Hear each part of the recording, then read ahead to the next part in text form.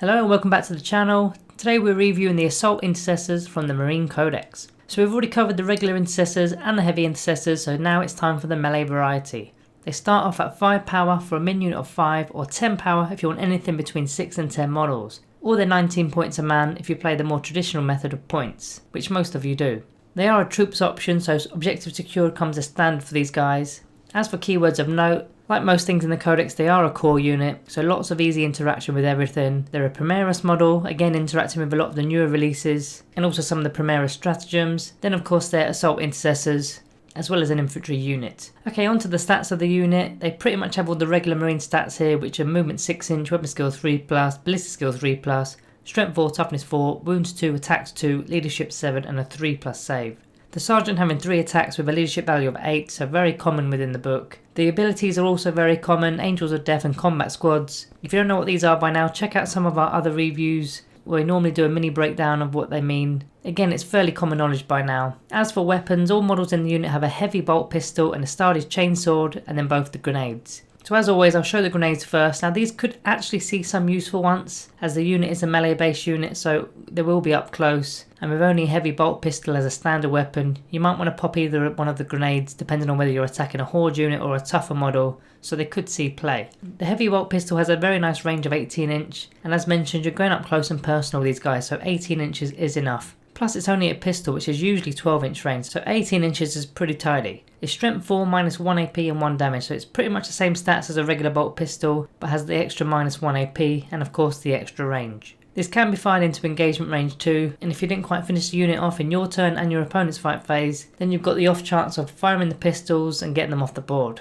which will then allow for a new charge target if you're close enough to one. So these things are improved in turn 4 and turn 5, as both of those turns are the Assault Doctrine, and if you opted for the Assault Doctrine in turn 3 you can also do that, making all your pistols in those turns a minus 2 AP instead of a minus 1 AP. So let's run some numbers for a 10-man unit carrying these heavy pistols. 10 shots result in approximately 6 to 7 hits. The average says 6.7. Going against Guardians, you're going to get 4.4 wounds. You should be killing 3.7 of them. With Marines, you're going to get 3.3 wounds, and approximately 1.7 of them will go through armor there. Then for the final example, I'll put a Carnifex, which is toughness 7. You're going to score 2.2 wounds on that and do 1.1 damage on him. So the damage isn't fantastic by any stretch, but they don't quite kill a Marine model and only ping off a Carnifex's claw, but the pistols are just an appetizer of what's to come, because as soon as you get into melee with the unit, that's where the fun begins. So being core will also help here, as there's lots of ways to get your ballistic skill up to a 2+, but you really should be trying to buff the melee weapon, unless of course you're buffing both at the same time with say a captain. Let's get onto the melee side then. The Stardust chainsword is strength 4, minus 1 AP and 1 damage, so it's the same stat line as the heavy bolt pistol. It does also grant an extra attack. Now Assault Intercessors come with 2 attacks each. This goes up to 3 due to the chainswords. Then if they charged or were charged, then that's another one for shock assault, giving a 10-man unit 40 attacks. Then of course add one more for the Sergeant,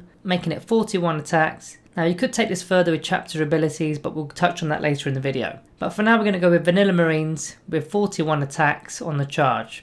When you're hitting on 3s, that's around 27 hits on average. Using those 3 examples that we used earlier, the Guardians, Marines and the Carnifex, with those 27 hits, you're going to score 18.2 wounds. That's against Guardians. Then in terms of unsaved wound, it's going to be 15.2. Against Marines, you're going to do 13.7 wounds on average, with 6.8 unsaved wounds. And then with the Carnifex, you're going to do 9.1 roughly, and 4.6 of those are going to be unsaved. So that's the wounds caused. It's killing 15 Guardians on average because they've only got 1 wound. Marines is going to be killing 3 to 4 models because you need to split the wounds up into 2 due to them having 2 wounds apiece. Then doing almost 5 damage on a Carnifex when it has 8 wounds in total. That's not bad going. Remember to add this to your pistol damage from the previous breakdown, as you should have fired this in the shooting phase before you're going in for the charge. So if you did, you're going to add those totals together and this is what it will roughly look like. Guardians, you're going to get 18.9 wounds. Marines it should be 8.5 and then a Carnifex should be 5.7. Again, all without using the use of the core keyword, combat doctrines or chapter tactics, which will of course improve the figures. Okay, let's talk options then. Some of the upgrade options available. So we've got the Sergeant, who can replace his heavy bolt pistol with one of the following: a hand flamer or a plasma pistol. So let's begin with the first option first, the hand flamer, which is a 12-inch range pistol D6, strength 3, no AP, 1 damage, and it will cost you 5 points. Better against horde armies. I personally don't think you need to add this, as you guys are already going to be going through nearly 19 Guardians or the equivalent of. The Flamer should however comfortably make its points back, but it's just not needed. You not only have your fight phase, but most of the time you're going to fight first in your opponent's fight phase on their turn, which should finish the job anyway. I don't think removing a few extra gaunts make the biggest of differences. The plasma pistol could be useful, it's 5 points as well for the upgrade. Using the example previously with the Khan effect, you might not want this thing having a chance to fight back, and looking at the numbers it won't be killed in a single round of combat with the chainswords, so you could be losing some models by allowing it to fight back. With the plasma pistol however, you've got a greater chance of putting 2 more wounds on it if you supercharge the weapon, which is only just shy of killing it on average, but it is close. Perhaps pairing it with some of the upgrades I'm about to go over will finish the job. So the second set of options is for the Sergeant to swap out his chainsword for either a power fist, a power sword or a thunder hammer.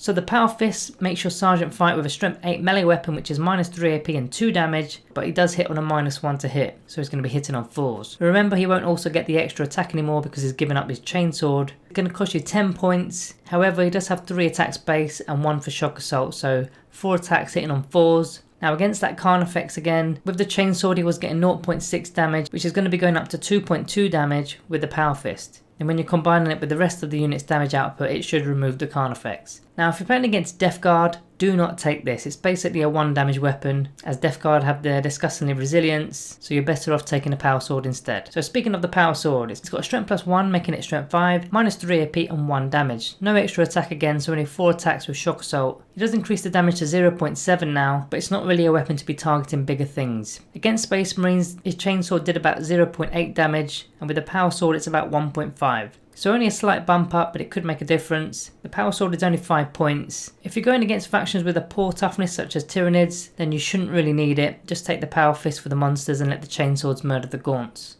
The last option was the Thunder Hammer, whopping 20 points. So the hammer is more expensive than the actual bearer holding it, which instantly puts me off. Again, it's strength 8 and it's a -1 to hit, but the AP is -2 and the damage is now 3. So using that same example again, the chainsword versus the Khan effects did 0.6 damage to it, whereas a thunder hammer will approximately do 2.7. So only a slight improvement on the power fist, which was 2.2. I think I'd save the points for a unit that can take a lot of power fist or a lot of thunder hammers, such as Terminators for example. Assault Intercessors are built for toughness 4 or less in my opinion, maybe toughness 5 with the power swords, but only being able to upgrade the Sergeant alone doesn't quite fit the bill for me. Moving away from the Wargear, we've got the Stratagems. So they've got the Honour of the Chapter, is their unique Assault Intercessor stratagem for 2 CP, basically fight again in the same fight phase, which is pretty good. I use this in my opponent's fight phase in particular, so that it will free you up for the movement on your own turn. Use it in your own turn is also good, as it will likely kill a unit, but if you can't consolidate into a new unit, then potentially you're going to be left in the open to be shot at. Then you've got the old faithful of Transhuman Physiology for 1 or 2 CP depending on your unit size, to ignore being wounded on less than a 4.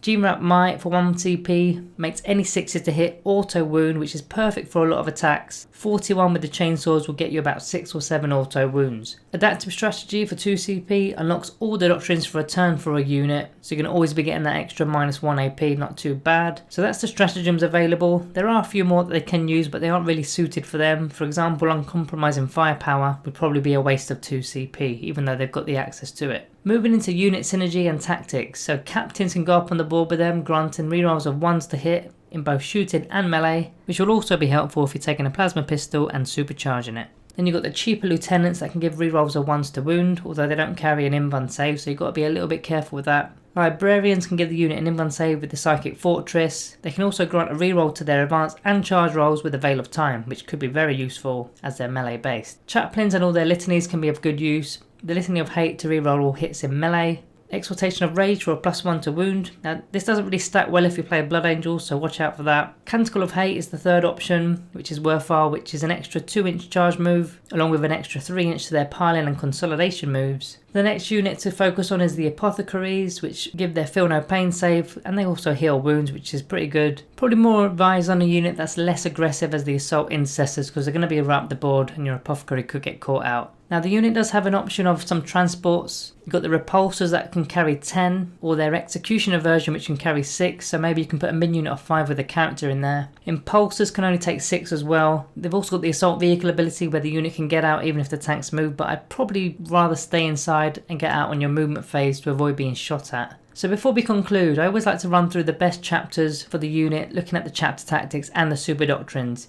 We don't go through each and every chapter stratagem, that's for you guys to let me know in the comments. I don't play every chapter, and I do really read the comments and I take on board some of the combos you do bring up. So starting with White Scars with the ability to advance and charge, or fall back and charge, which I think is magic for a unit like this, as you're not only getting to the target much quicker, but if you didn't beat them in a combat the first time, you could fall back and recharge to ensure that you're fighting first. Or if the foe is just too great, fall back and charge a new target. Also with their devastating charge, they get a +1 to damage in the assault doctrine while using a melee weapon on the charge. Now the more I think about this one, the more I realise how big this is. Damage 2 chainsaws, yep, I'll have some of that please. Space Walls are another melee based chapter, granting a +1 to hit on the charge or if they were charged, so 41 attacks that now hit on 2s. Oh, and that entire chapter has a heroic intervention, pretty sweet. 27 hits in melee will likely become 35 hits due to Savage Fury, as 6s to hit in the Assault Doctrine will add more hits. Black Templars have rerolled charges and advanced rolls and a 5+4 no pain save against mortal wounds. Perfect for an aggressive unit defending smite attacks and whatnot, or if you're playing against factions such as Death Guard who spurt out tons of mortal wounds for fun. Their super doctrine in the Assault Doctrine, any 6s to hit in melee will auto wound, so that's a good 6 or 7 that don't need to roll to wound, which is pretty good.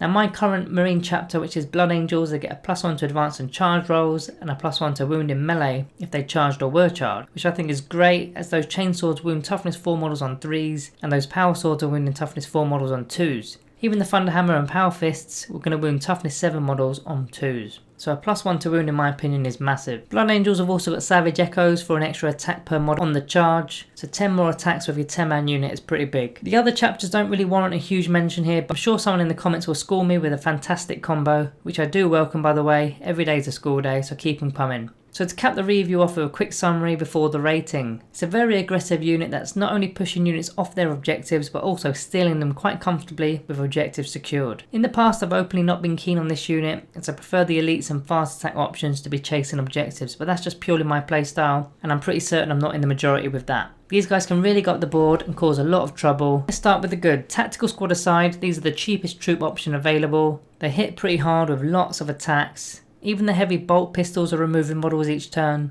and that's not even really the main use of them. They are core, they're in infantry and Primera, so they interact extremely well with the entire codex as well as individual supplements. Their stratagem alone is fantastic, which is fighting again for 2 CP. It opens the doors for lots of different plays, whether you pull this off in your fight phase to ensure you don't get hit back, or pull it in your opponent's fight phase, or free yourself for some movement in your turn. Then of course, their objective secured on a melee based unit that's pretty powerful. As for the bad, obviously no long range weaponry, although that's not their game. There's no versatility with their melee weapons, as only the sergeant is the one that can be upgraded. Then usually a strong melee unit is either quick or has a better method of getting into combat, such as a deep strike method. Now as these are regular troops, they have to settle for movement of 6 inches. I mean, they can go in a transport or even opt to use strategic reserves. If you are doing reserves, a max unit is going to cost you 2 CP if you did that. Overall, I think the unit is very chapter dependent, especially being a melee based unit. So with chapters such as Blood Angels and White Scars, they could be easily a 4 or even a 5-star unit. But to give them an all-round generic Space Marine rating, I'm going to give these guys a 3.5 out of 5. Not as good as the regular Intercessors, and I think the heavies are really solid too. Guys, let me know below what your rating would be, and don't forget to put your chapter combos below. Thank you all for watching, and I'll see you in the next one.